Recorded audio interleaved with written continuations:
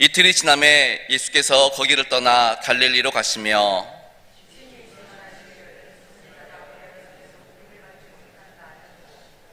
갈릴리에 이르심에 갈릴리인들이 그를 영접하니 이는 자기들도 명절에 갔다가 예수께서 명절 중 예루살렘에서 하신 모든 일을 보았음이더라.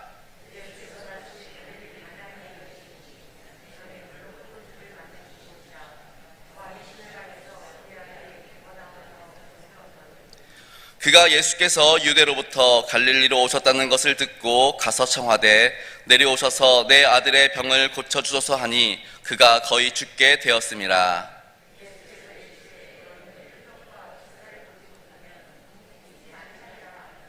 신하가 이르되 주여 내 아이가 죽기 전에 내려오소서.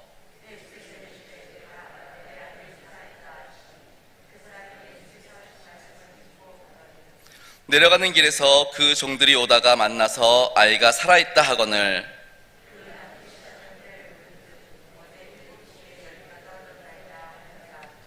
그의 아버지가 예수께서 내 아들이 살아있다 말씀하신 그때인 줄 알고 자기와 그 온 집안이 다 믿으니라. 이것은 예수께서 유대에서 갈릴리로 오신 후에 행하신 두 번째 표적이니라. 아멘. 할렐루야. 우리 먼저 함께 인사 나누도록 하겠습니다. 나는 축복의 통로입니다. 다시 한번 나는 축복의 통로입니다. 우리 옆에 사람들 향해서 당신도 축복의 통로입니다. 당신도 축복의 통로입니다. 당신도 축복의 통로입니다. 오늘 본문의 내용은 예수님께서 사마리아 사람들의 만류로 이틀을 더 사마리아에 있었다가 이제 갈릴리로 다시 돌아갑니다. 정확하게는 이제 가나에 다시 돌아가게 되시는데, 갈릴리에 도착하셨을 때 예수님을 본 갈릴리 사람들이 열렬히 예수님을 환영하면서 영접합니다. 그런데 오늘 성경에 보니까 이 갈릴리 사람들이 예수님을 열렬히 환영하고 영접했던 이유가 무엇 때문에? 예루살렘에서 예수님이 행하신 놀라운 기적들 때문에, 그것 때문에 열렬히 환영했다라는 것입니다. 다시 말해서 갈릴리 사람들은 예수님께서 예루살렘에서 하셨던 그 놀라운 기적들을 갈릴리에서도 행해 주셨으면 좋겠다라는 그러한 기대감이 있었다라는 것이지요.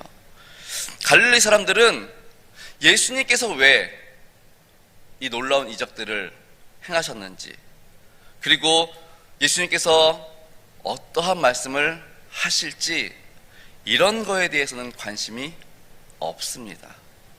오직 기적 행하는 일, 표적에만 관심이 있었던 것입니다. 이것이 지금 이스라엘 사람들, 특별히 갈릴리 사람들이 예수님을 바라보는 관점입니다. 반면에 우리가 어제 말씀 나눴던 것처럼 이스라엘 사람들이 이단시 취급하며 상종도 하지 않았던 사마리아 사람들은 어땠습니까? 이들 역시 예수님을 열렬히 환영하며 예수님이 자신들과 함께하기를 요청했습니다. 그러나 이들은 예수님께서 행하실 기적 기대하지 않았습니다. 또 실제로 표적도 전혀 나타나지 않았습니다. 그럼에도 불구하고 예수님의 말씀만으로 이들은 예수님이 하나님의 아들이심과 참된 구주이심을 알게 되었습니다. 사도 요한은 이 요한복음을 기록하면서, 특별히 이 4장을 기록하면서 지금 갈릴리 사람들, 크게 말하면 이스라엘 사람들과 사마리아 사람들을 지금 비교하고 있는 겁니다. 그러면서 그 두 부류의 사람들의 믿음을 지금 이야기하는 것입니다. 신앙의 모습을 지금 비교하고 있는 것입니다. 그러면서 요한은 우리에게 다음과 같이 묻습니다. 무엇이 참된 믿음입니까? 무엇이 참된 믿음입니까? 기적을 바라보고 표적을 바라보고 예수님을 받아들이는 것, 아니면 단지 그분 자체로, 그분의 말씀만으로 그분을 기뻐 받아들이는 것, 무엇이 참된 믿음입니까? 지금 묻고 있는 것입니다. 계속해서 요한은 한 가지 사건을 기록하고 있습니다. 성경은 이것을 두 번째 표적, 신하이라고 기록하고 있는 것을 보게 됐는데, 예수님을 찾아온 사람이 있습니다. 성경에는 왕의 신하라고 하니까 정확히 어떤 직분을 가졌는지는 알 수 없지만, 왕의 신하라면 상당히 높은 직급을 가진 사람이었을 것입니다. 그는 자신의 아들이 거의 죽게 되었기 때문에 예수님을 데리고 그 아들에게 가면 이 아이들이 치료받을 것을 기대하면서 예수님께 찾아오게 됩니다. 그리고 예수님께 와서, 예수님, 지금 내 아들이 죽게 되었습니다. 저와 함께 가셔서 아들 좀 치료해 주세요. 부탁하게 되지요. 가버나움, 예수님 지금 계시는 갈릴리 가나, 지금 가버나움에 지금 아들이 있습니다. 이 거리가 대략 32km에서 34km 정도 된다고 합니다. 사람이 평균적으로 걷는 속도가 4km, 시속 4km. 근데 아마 급한 마음에 빨리 걸었겠지만 그래도 워낙 먼 거리다 보니까 중간중간 쉬었다고 봤을 때 한 8시간 정도 소요됐을 것입니다. 그런데 그 8시간을 열심히 왔습니다. 근데 뭐 8시간 딱 왔다고 해서 바로 예수님 만날 수 있습니까? 이제 물어야죠. 여기 예수라는 사람이 있는데 어디에 있는지 아십니까? 예수라는 사람을 보았습니까? 또 이렇게 막 수소문하고 찾다 보면 또 한두 시간 금방 지나가겠지요. 아무튼 거의 하루의 절반 이상을 지금 예수님 찾아서 헤매고 다니는 것입니다.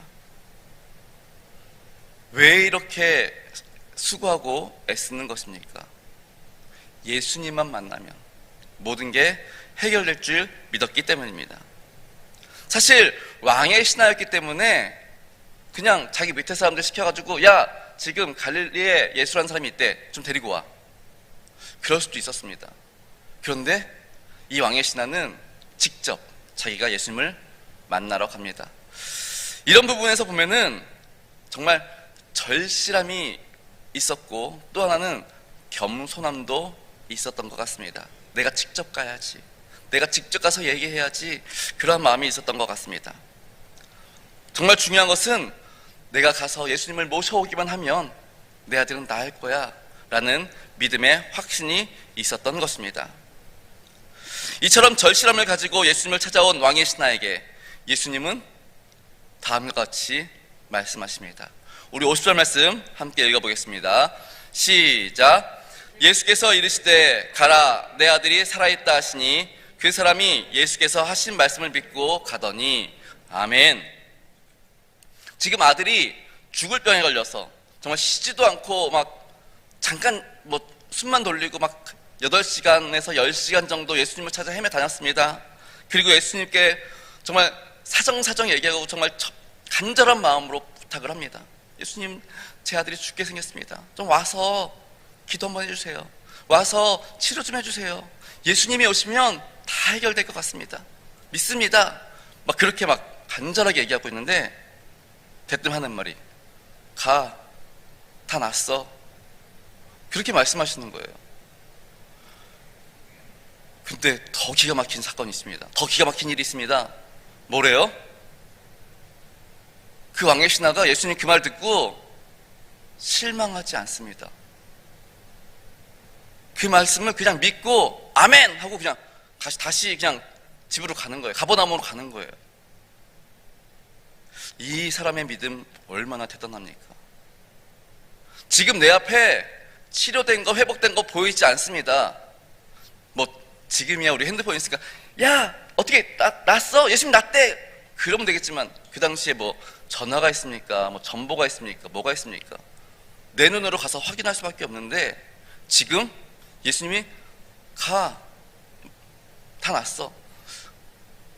믿고 갔답니다. 믿고 갔으면 불안감이 있습니까? 초조함이 있습니까? 아니요, 평안합니다. 내 입에서 찬양이 나옵니다. 어떤 찬양? 걸어가세 믿음 위에. 예, 이러면서 갑니다. 이제 정말 평안한 마음으로 돌아가다가 이제 종들을 만나서 다초적인 얘기일까? 그래, 맞아, 그때 그 시간이었어. 이런 이야기들이 있는 것을 보게 됩니다. 우리나라 CCC 한국 총재 고 김주근 목사님의 이야기입니다. 서울 중구 정동에 21층짜리 CCC 건물을 짓는데 건축 헌금이 없었습니다. 한국에서는 돈을 구할 곳도 없었다고 합니다. 결국 비행기를 타고 미국으로 건너가게 됩니다. 물론 미국에서도 김중건 목사님께 돈을 주겠다고 한 사람은 없었습니다. 미국에 가는데 비행기를 타고 가도 20시간 이상 걸렸습니다. 비행기에서도 잠도 못 자고 계속해서 기도합니다. 하나님, CCC 총재 빌 브라이트 목사님 만나서 얘기가 잘 될 수 있도록, 건축헌금 받고 돌아올 수 있도록, 그래서 한국의 중구 정동에 CCC 건물 세울 수 있도록 기도하면서 20시간 이상을 갔습니다. 그리고 밤에 도착했기 때문에 호텔에서 잠시 잠을 청하고 아침 일찍 미국 CCC 총재 빌 브라이트 목사님을 만났습니다. 아침에 만나서 아침 식사를 같이 합니다. 밤잠도 설쳤지요. 지금 막 마음이 급하니까 음식이 앞에 있어도 음식이 들어가지 않습니다. 그 반면에 빌 브라이트 목사님은 너무 편안하게 고기를 싹싹 썰면서 천천히 썰면서 식사하시면서 물도 한 잔 마시고 천천히. 그 와중에 우리 김중건 목사님은 계속해서 목사님, 우리 한국에도 CCC 건물이 필요합니다. 건축 헌금이 필요합니다. 계속해서 이야기합니다. 정말 간절하게 이야기를 했습니다. 그런데 빌 브라이트 목사님은 이야기를 듣는지 안 듣는지 계속해서 그냥 맛있게 아침 식사를 하십니다.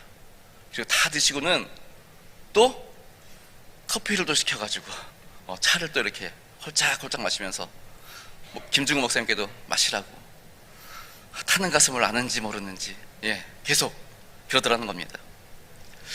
차를 다 마시고는 갑자기 성경책을 딱 가지고 오더니 성경책을 딱 펴시는 겁니다.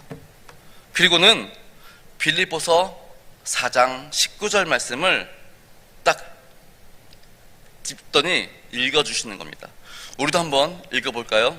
한번 읽겠습니다. 시작. 나의 하나님이 그리스도 예수 안에서 영광 가운데 그 풍성한 대로 너희 모든 쓸 것을 채우시리라. 아멘. 우리 다시 한번 읽어보겠습니다. 시작. 나의 하나님이 그리스도 예수 안에서 영광 가운데 그 풍성한 대로 너희 모든 쓸 것을 채우시리라. 아멘. 이 말씀을 딱 읽고는 빌 브라이트 목사님께서 김중근 목사님께 하시는 말씀이, 목사님, 이 말씀 믿으시지요? 그때 김중근 목사님이 네, 그렇게 대답했답니다. 그러니까 빌 브라이트 목사님 하는 말씀이 믿고 돌아가십시오, 그런 겁니다. 아니, 지금 돈 한 푼 받지도 못했고 언제까지 보내주겠다, 얼마를 주겠다 약속받은 거 하나도 없습니다. 그냥 이 말씀 믿으시지요? 돌아가십시오. 우리 김중근 목사님 어떻게 했을까요? 또 다른 애 가서 막 사정사정 했을까요? 아니요. 그 말씀을 듣고 그냥 비행기를 타고 한국으로 돌아왔다고 합니다. 후에 우리 김중근 목사님께서 그 CCC 그 건물을 짓고 나중에 훗날 이제 간증을 하시는데, 그때 그 빌 브라이트 목사님께서 주셨던 그 빌립보서 4장 19절 말씀, 이 말씀이 마치 내게 수표처럼 다가왔습니다. 그 수표를 현금화시키기 위해서 필요한 게 무엇이었다? 믿음이었다 라고 이야기를 하셨습니다. 수표를 현금화하는데 믿음이 필요했습니다. 오늘 본문에 나오는 왕의 신하 똑같은 것 같습니다. 무려 34km가 되는 먼 거리를 힘들게 예수님을 만나고 찾아왔습니다. 근데 예수님 만나자마자 내가 너와 함께 하겠다, 그런 말씀 없습니다. 돌아가십시오, 아들이 다 나았습니다. 그 말을 정말 수표처럼 받아들였습니다. 그리고 믿음으로 그 수표를 현금화 시켰던 것입니다. 사실 우리 나하만 장은 어떻습니까? 똑같은 상황이지만 나를 무시해, 막 자존심 상하고 또 막 열받고 내가 이거밖에 되지 않나? 그런 생각 들 수도 있었을 것입니다. 그러나 믿음은 이런 것들을 다 초월하더라는 것입니다. 오늘 본문의 왕의 신하는 김준거 목사님처럼 가라 내 아들이 살아있다 이 말씀을 수표처럼 여겼고, 그리고 그 수표를 현금화하기 위해 믿음으로 돌아섰던 것을 보게 됩니다. 물론 지금 당장 눈앞에 나타나거나 보이지 않는 하나님의 언약의 약속을 믿는다는 것, 쉬운 일은 아닙니다. 쉬우면 믿음이 왜 필요하겠습니까? 어려우니까, 힘드니까 믿음이 필요한 것입니다.